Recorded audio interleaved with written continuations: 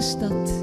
De lege straten zijn nog nat van alle regen.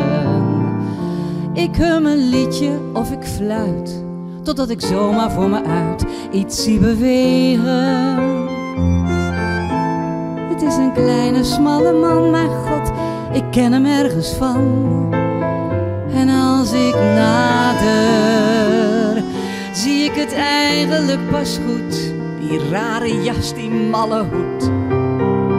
Het is mijn vader. Maar dat kan niet, denk ik dan. Dat is volslagen idioot. Want mijn vader is al zoveel jaren dood. En 1, 2, 3, ik kan mijn pas versnellen. Maar 1, 2, 3, 4, 5, het heeft geen zin. Al wil ik zoveel vragen en vertellen. Ik kan de oude banden niet herstellen. Want ik haal hem niet in. Ik haal hem niet in.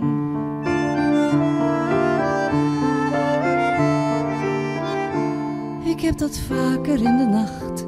Zie ik op de verlaten gracht de raarste schimmen. Er wordt geen enkel woord gezegd. En ik weet, ze zijn niet echt, ze zitten in me. Soms zie ik hem opeens weer gaan. Die laat de zon in mijn bestaan. Die vriend, die ene. Hij draait zelfs even naar me om, alsof hij me wil zeggen, kom, en is verdwenen. En dan sta ik in mijn eentje, in de kou en in de goot. Want ook die man is ook zo dood, zo dood. En 1, 2, 3, ik wil hem achterhalen. Die 1, 2, 3, 4 man die ik bemin.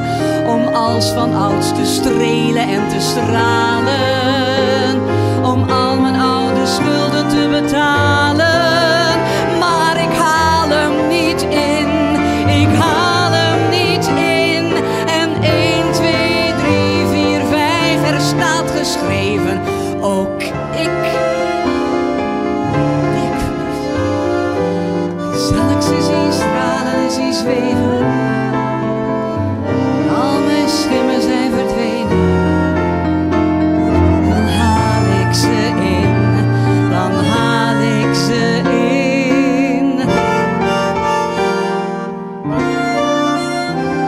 En mocht er zoiets zijn als eeuwig leven, dan ben ik weer het kind of de vriendin.